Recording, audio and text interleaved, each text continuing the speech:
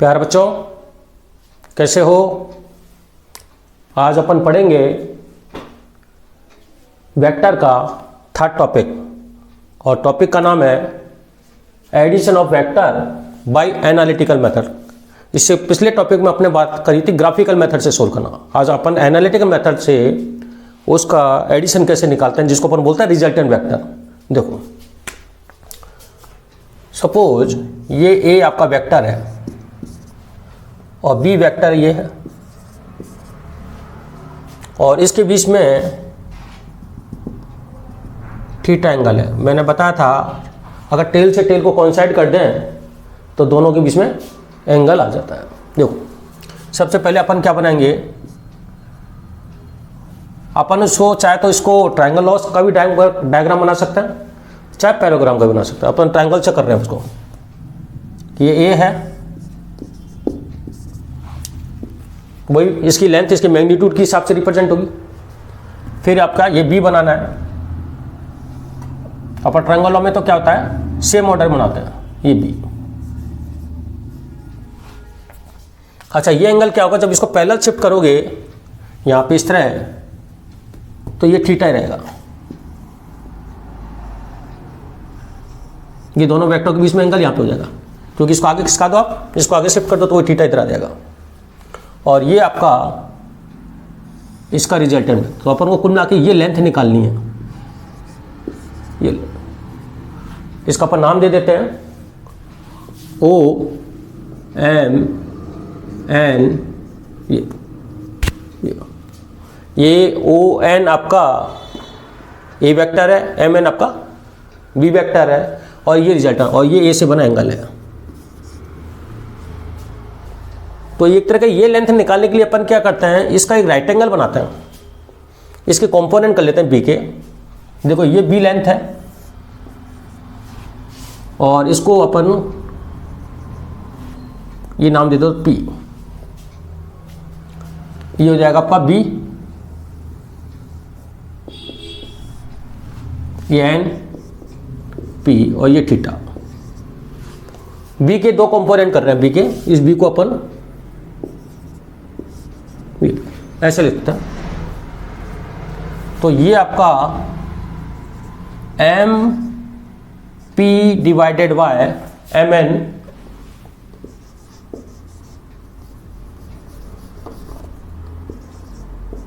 ये हो जाएगा cos of M N sine theta, sorry M P है ना, परपेंडिकुलर साइन थीटा।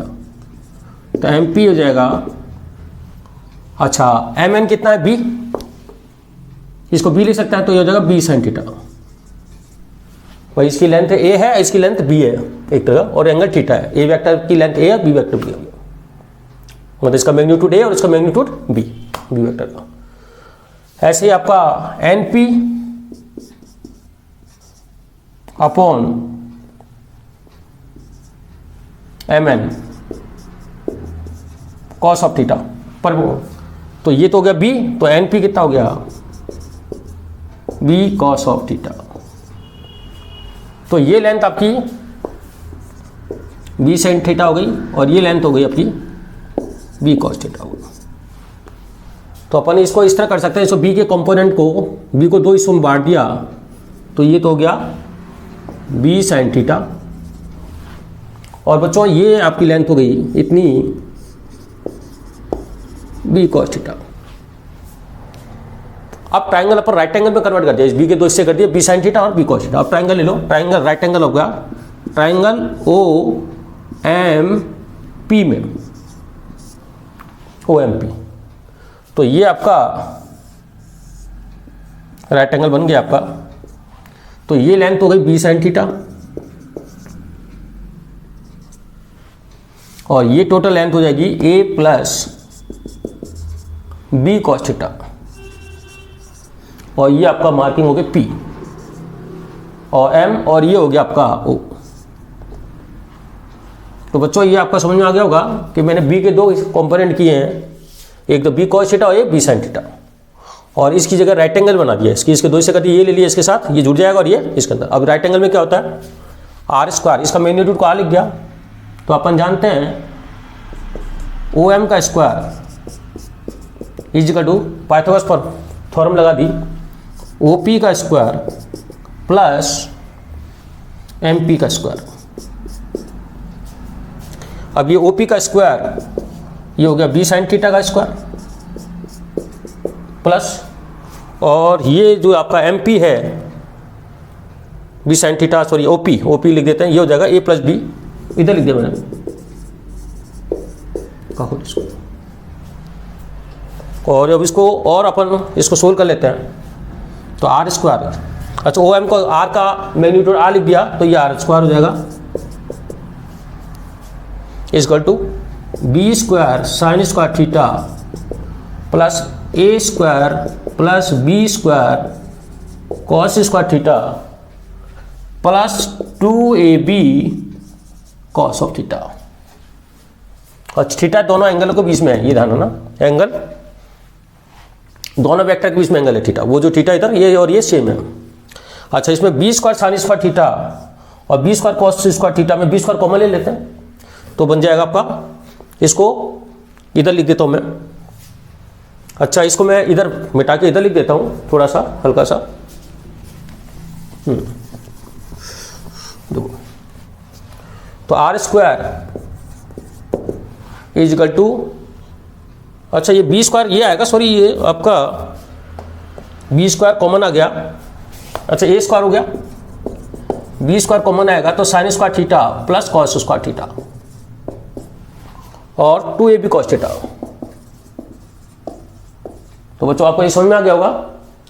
तो ये हो गया R square equal to A square plus B square plus 2AB cos of theta.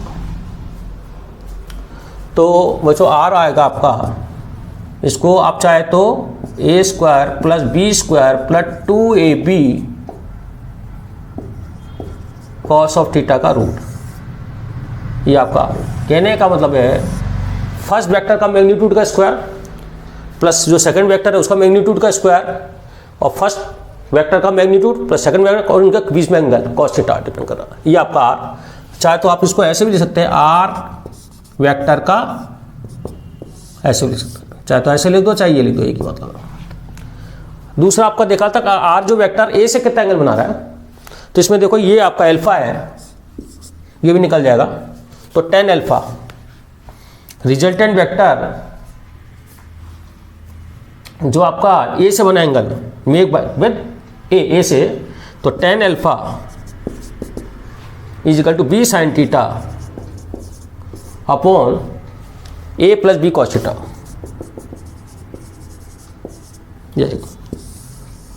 ये ध्यान रखना, ये जो एंगल है रिजल्टेंट वेक्टर जो है A वेक्टर से बना एंगल है, ध्यान रखना, A से, B से नहीं है।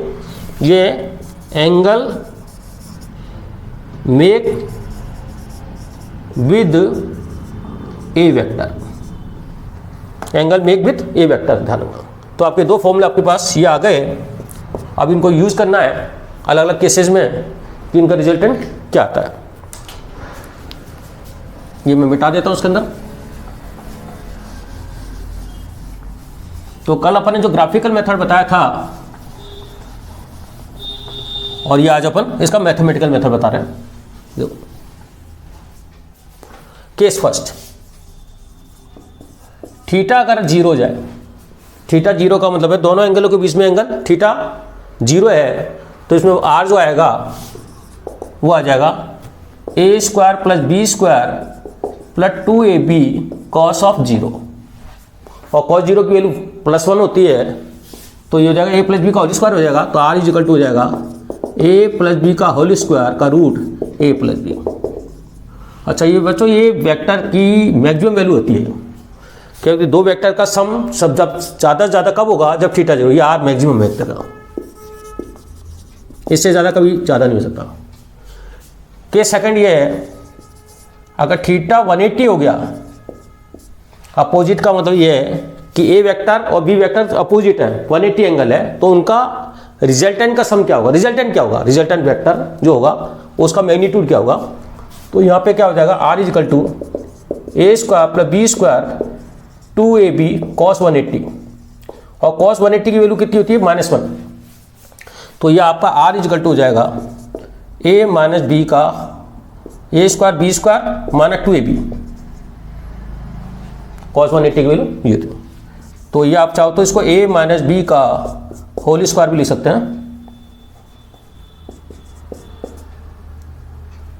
या r is equal to A minus B का ये लगा दे डब्बा। ये डब्बा क्यों लगाया मैंने बताओ, बता सकते हो कि एक फर्स्ट का मैग्नीट्यूड और सेकंड मैग्नीट्यूड, वेक्टर नहीं लिखना, ये मैग्नीट्यूड है खाली, ये आपका जो आ रहा है इसका फर्स्ट का मैग्नीट्यूड सेकंड में ऐड करना खाली, क्योंकि रिजल्टेंट जो आपका रिजल्टेंट वेक्टर होता है उसका जो मैग्नीट्यूड है वो हमेशा पॉजिटिव नंबर होता है, नेगेटिव नंबर नहीं होता। अगर suppose a greater than b है तो ये आपको मोड लगाने की जरूरत ही नहीं है, और a लेस देन b है तो आपको पॉजिटिव दिखाना है, इसलिए मैंने दिखाया उसका नहीं और कुछ नहीं। और तो ये मिनिमम वैल्यू है इसकी, ये कितनी है r मिनिमम है यहाँ पर, मतलब दो वेक्टर का रिजल्टेंट की maximum value a plus B होती है और minimum value a minus B होती है। अगर नेगेटिव आ रहा है तो मोड लगा दो, पॉजिटिव आ रहा है तो इस मोड को हटा दो, तो ये आपका रिजल्टेंट आ गया। और थीटा का 90 हो जाता है,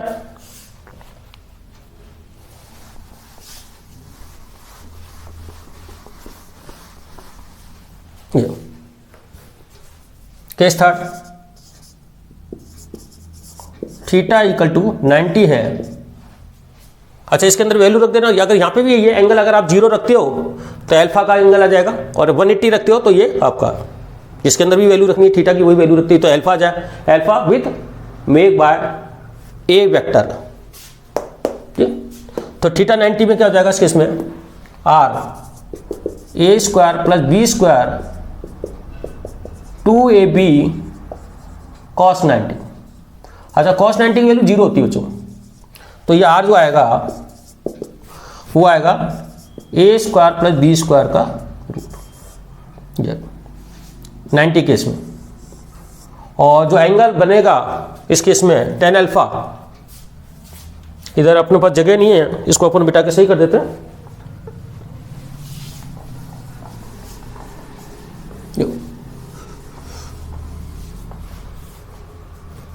तो tan alpha is equal to theta 90 रख दो, तो b sin 90 upon a plus B cos 90, तो ये हो जाएगा b बाई ये अल्फा। तो अल्फा इज इक्वल टू, चाहो तो इसको आप ऐसे लिख सकते हो tan inverse b by A. तो ये अलग अलग डिफरेंस केस है। अब इस पर अपन थोड़ा क्वेश्चन लेते हैं जिसको आपको न्यूमेरिकल से लेंगे तो और थोड़ा क्लियर होगा कि इनको यूज कैसे करना है। तो इसको अपन उतार लिया होगा आपने पॉज करके, ये तो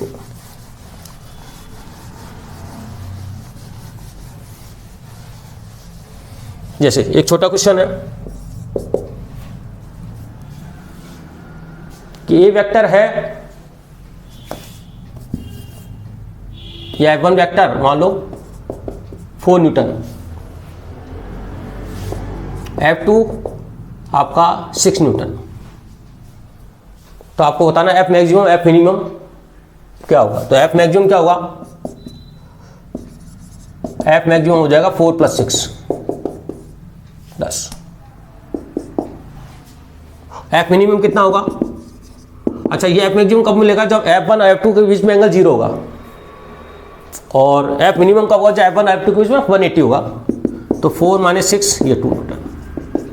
तो इसकी रेंज आएगी जो F की रिजल्टेंट F, वो हमेशा 2 से आपका ज़्यादा रहेगा या 2 तक के और 10 से ये रहेगा, ये इसकी रेंज रहेगी। अगर कभी गलती से ये आ जाए कि 4 और 6 का रिजल्टेंट क्या नहीं हो सकता, जैसे ऑप्शन लिखूं मैं, क्यों क्या नहीं हो सकता, जैसे 2 न्यूटन 4 न्यूटन 36 न्यूटन और 4 है 8 न्यूटन। भाई ये क्वेश्चन है कि 4 और 6 से 2 आपके लग रहे हैं, तो इसके बीच में 2 न्यूटन, ये इसको लिख दो 1 न्यूटन, 1 न्यूटन 2 तो रह सकता है ना। तो इसका क्या नहीं हो सकता कि रिजल्टेंट कुछ क्या नहीं हो सकता, इसका आंसर आएगा 1 न्यूटन। मतलब मेरा सवाल ये है कि 4 और 6 दो लग रहे हैं, तो उसमें कौन सा रिजल्टेंट नहीं हो सकता। देख लो आप मैक्सिमम मिनिमम रेंज निकाल लो, तो मैक्सिमम रेंज क्या बनेगी इसके अंदर 4 और 2 और मिनिमम, तो 4 और 2 और 10 के बीच में, तो ये आपका 1 न्यूटन नहीं होगा। तो आपको समझ में आ गया होगा। अब अपन और क्वेश्चन लेते हैं इसके बारे में।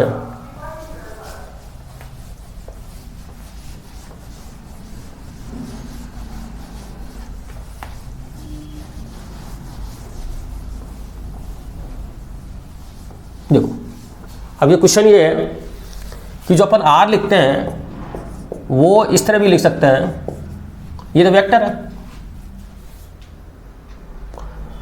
r,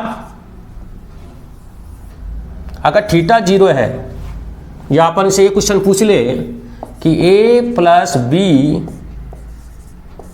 का रिजल्टेंट अगर a और b है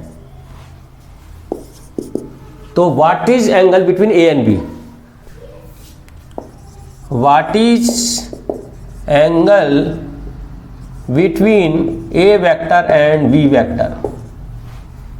ये क्या कह रहा कि दो वेक्टर का रिजल्टन इसका मैग्नीट्यूड प्लस इसका मैग्नीट्यूड है, तो अपन देख चुके हैं वो 0 एंगल है, लेकिन करते कैसे हैं, तो आप इसको लिखे, इसका मैग्नीट्यूड का फॉर्मूला तो क्या हो जाता है a square plus b square plus 2ab cos of theta का रूट, इसको आप r भी रखते हो, ये लो is equal to a plus B. भाई ये तो वेक्टर का रिजल्टेंट है ना, वेक्टर का रिजल्टेंट का तो फॉर्मूला ये रहेगा, हर बार a प्लस बी वेक्टर का, ये तो हर बार a प्लस बी का ही रिजल्टेंट लिखा जाएगा कि a vector plus b vector का रिजल्टेंट बराबर a plus B, a vector plus b vector का resultant a square plus b square का रूट जो भी है, तो ये लिखा जाएगा। अलग अलग यहाँ पे रिजल्ट आते रहेंगे, उस पर डिपेंड करेगा इनके बीच में थीटा कितना है। तो इसको स्क्वायर कर, स्क्वायरिंग कर लें दोनों तरफ, a square plus 2ab cos of theta equal to a square plus b square 2ab। तो ये कैंसिल हो गए, और इस केस में आपका 2ab को इधर ले आते हैं, 2ab cos of theta minus 1 equal to 0। अच्छा a वेक्टर b वेक्टर दोनों ही नल वेक्टर नहीं है, तो इसके अंदर cos theta is equal to, ये 0 करने के लिए क्या करना पड़ेगा, कॉस थीटा माइनस 1 0, तो कॉस थीटा इक्वल टू क्या रहा,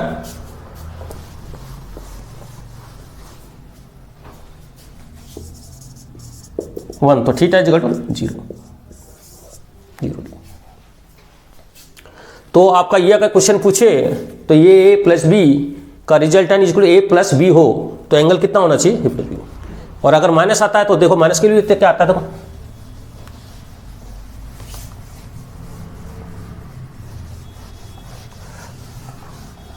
ये देखो ये क्वेश्चन ये है कि a प्लस बी का resultant equal to a minus B हो,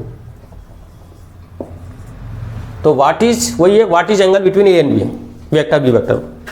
तो यहाँ पे भी यही लिखो, a square plus b square plus 2ab cos of theta equal to a minus B,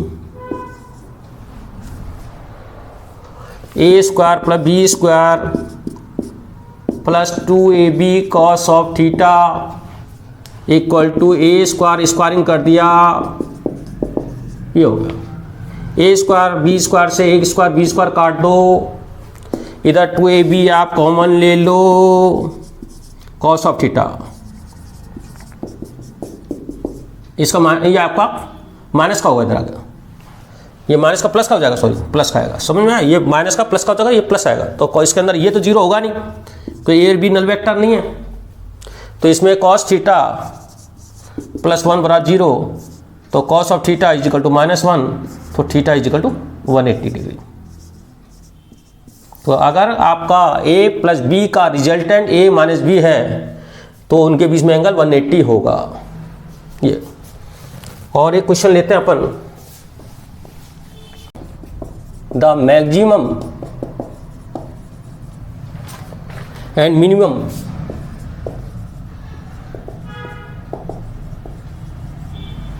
maximum and minimum of the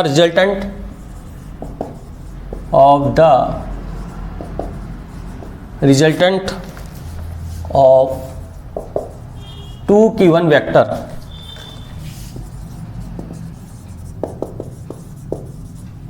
the maximum and minimum of the resultant of two given vector are 17 and 5 unit जैसे force है या displacement है वो, तो ये निकाला unit respectively.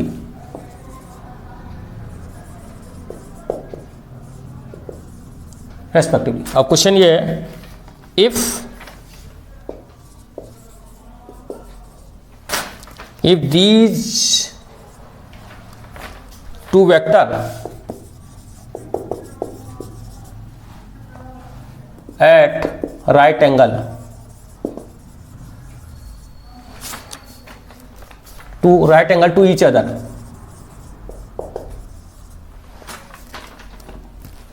then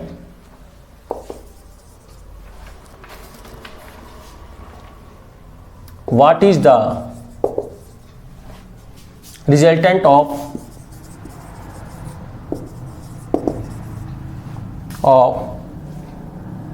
these two vector?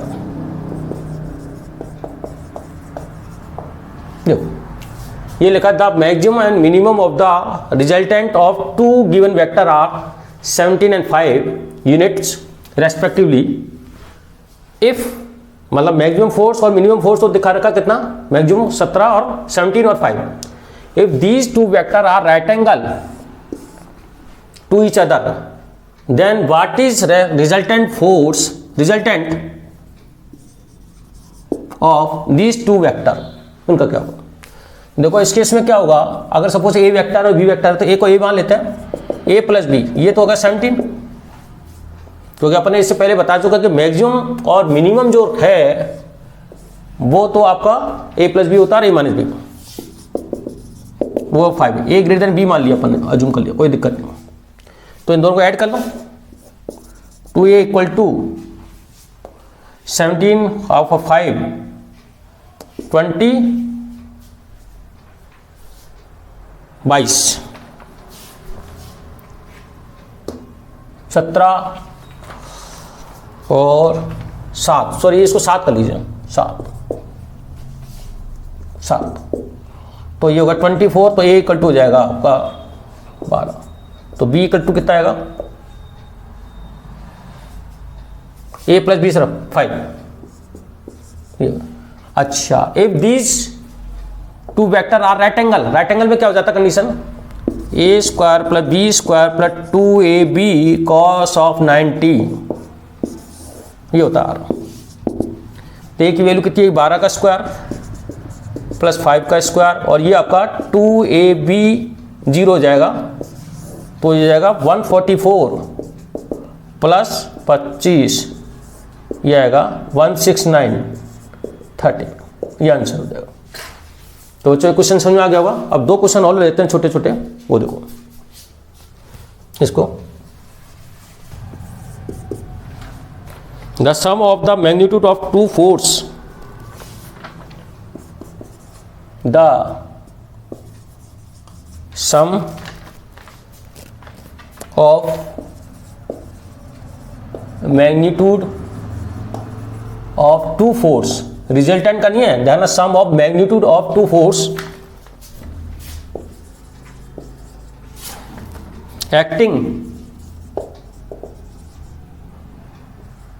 acting at a point is 18, कि दो आपके फोर्स है, उनके मैग्नीट्यूड का सम, रिजल्टेंट का मैग्नीट्यूड नहीं ध्यान रखना, उनका मैग्नीट्यूड का sum individual 18 and magnitude of their resultant,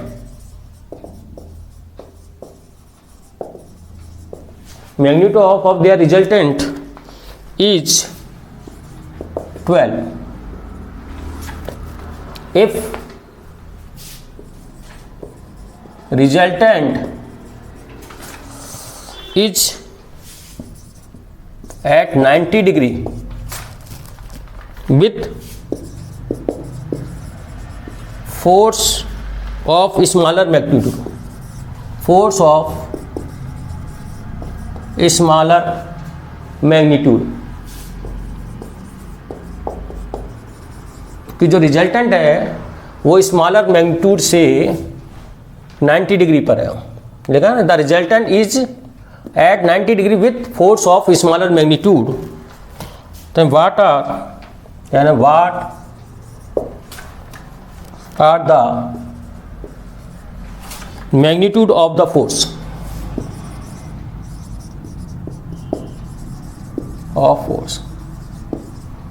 ये आपका क्वेश्चन है। तो आपका सपोज दो, देखो इसके अंदर आपका सपोज ए वेक्टर ए और बी वेक्टर ए, एक तो कंडीशन हो गई ए प्लस बी इक्वल टू 18, और सपोज ये ए है और ये बी है, और इनका रिजल्टेंट आपका ये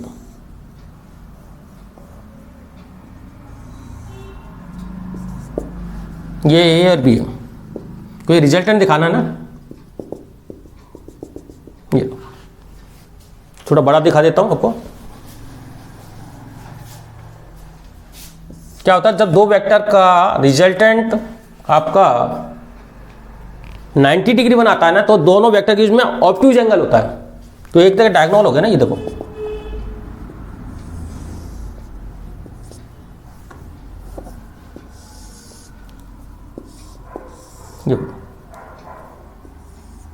ये आर हो गया, ये वेक्टर ए हो गया और ये वेक्टर बी हो गया।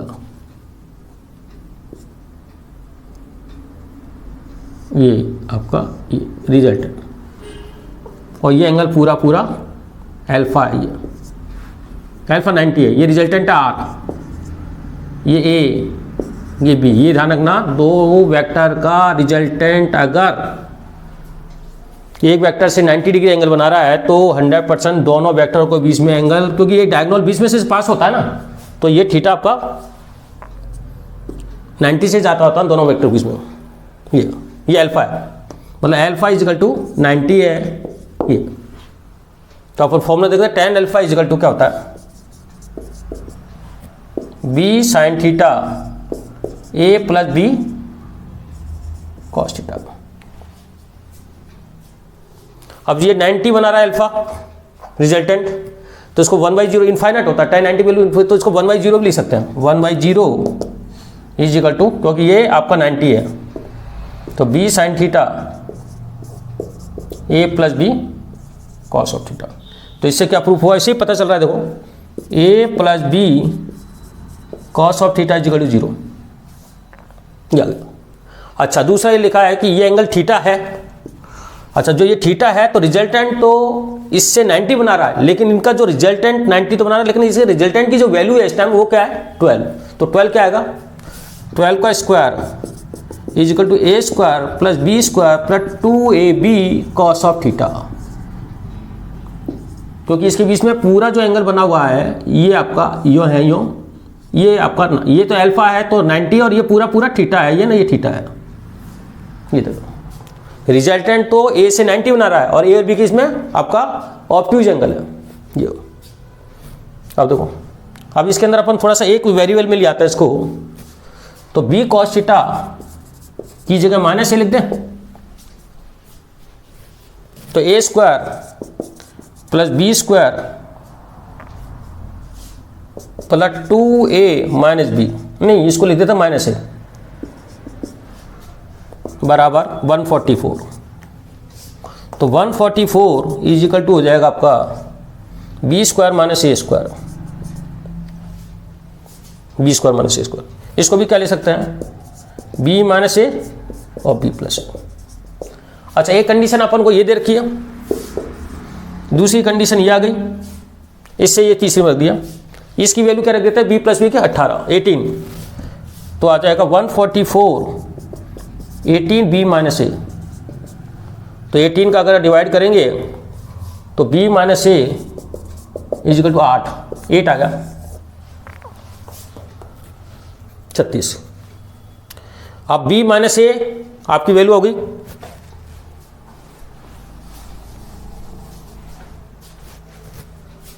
B minus A equal to 8 और a प्लस बी वो कितना देर का है 18, दोनों को ऐड कर दें b से तो 2b इजिकल टू 26, तो b इजिकल टू 13 और a इक्वल टू 5।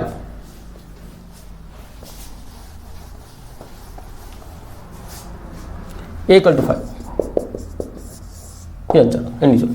कुल मिला के ये था कि दो वेक्टर का मैग्नीट्यूड इंडिविजुअल का सम करते हैं मैग्नीट्यूड का खाली, तब तो वो होता रहा 18, और दो फोर्स जो लग रहे हैं उनका जो रिजल्टेंट है वो एक वेक्टर से स्मॉलर वेक्टर से 90 डिग्री पर है, और उस जो थीटा है दो वेक्टर जिस पे थीटा पे लगे हुए हैं उस टाइम उसका रिजल्टेंट कितना 12 है, वो थीटा पे लगा रिजल्टेंट 90 बना रहा है दोनों वेक्टर के बीच में, तो थीटा है और ये आपका पूरा थीटा, ये अल्फा आपका 90 है। एक क्वेश्चन और लेते हैं लास्ट इसको, the resultant of two vector the resultant of two vector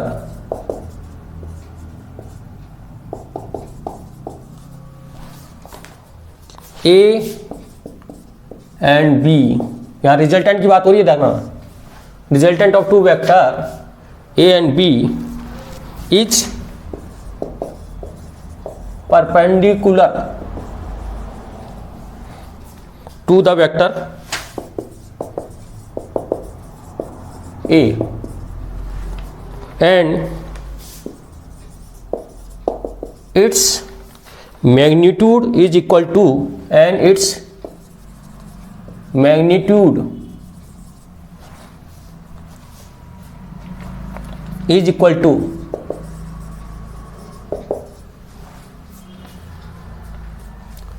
√3/2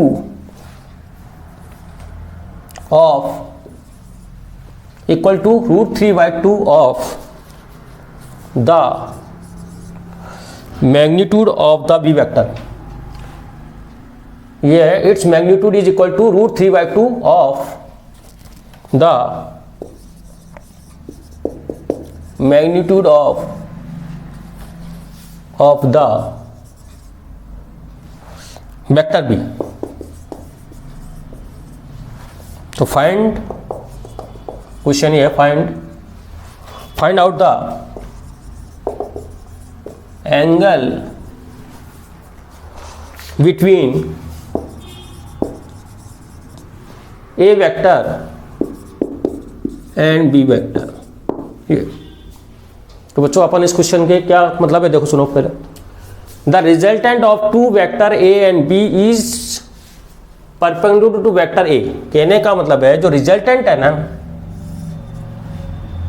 ये रिजल्टेंट है, और रिजल्टेंट हमेशा मैं उससे कर रहा हूं पैराग्राम से एक डायगोनल बताता है, तो इसका मतलब ये वेक्टर आपका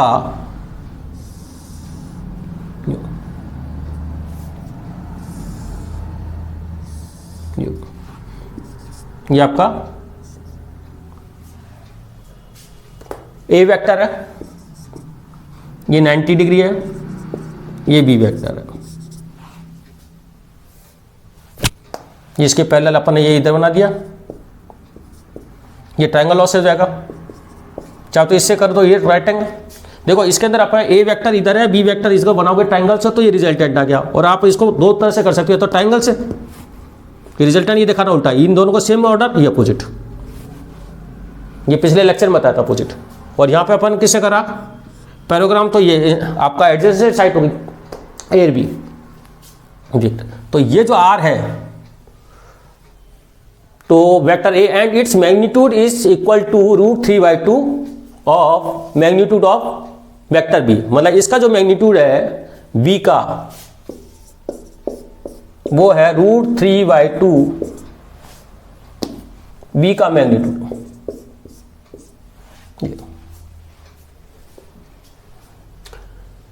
तो फाइंड द एंगल, देखो अब ये 90, तो इसको अपन थीटा जूम कर लें, तो थीटा, तो इसकी लेंथ तो हो गई √3/2 बी, और ये बी।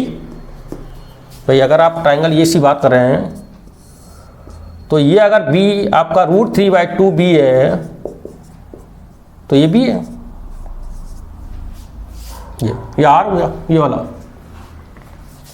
तो tan थीटा ये कितना हो जाएगा cos theta √3/2 b divided by b, √3/2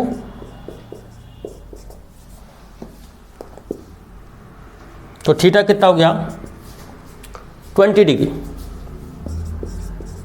नहीं 30 degree, 30।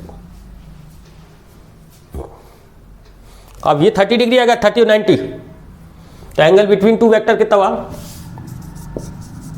Angle between A and B is equal to हो जाएगा 30 + 90 120 डिग्री। एक ध्यान रखो, रिजल्टेंट अगर किसी वेक्टर से 90 एक वेक्टर से 90 बना रहा है तो दोनों के बीच में एंगल हमेशा ऑब्ट्यूज होगा इससे। तो ये आपका क्वेश्चन पूरा हो गया है, इसके अंदर चाहो तो बच्चों आप चाहो तो इससे भी कर सकते हो, एंगल निकाल लो, इससे भी कर सकते हो अल्फा, ये एंगल चाहो तो ये आपका अल्फा आ जाएगा, तो वो जो अल्फा हो ये अल्फा निकलेगा, अल्फा से फिर लेस करके 90 से लेस, अगर ये निकालोगे तो 90 से लेस करना पड़ेगा। तो ये लेक्चर आपका खत्म होता है। अब नए लेक्चर के साथ अपन इसकी बात करेंगे 2 वेक्टर का सब्ट्रैक्शन कैसे करते हैं, तो इसको बार बार पढ़ें और इसको थैंक यू।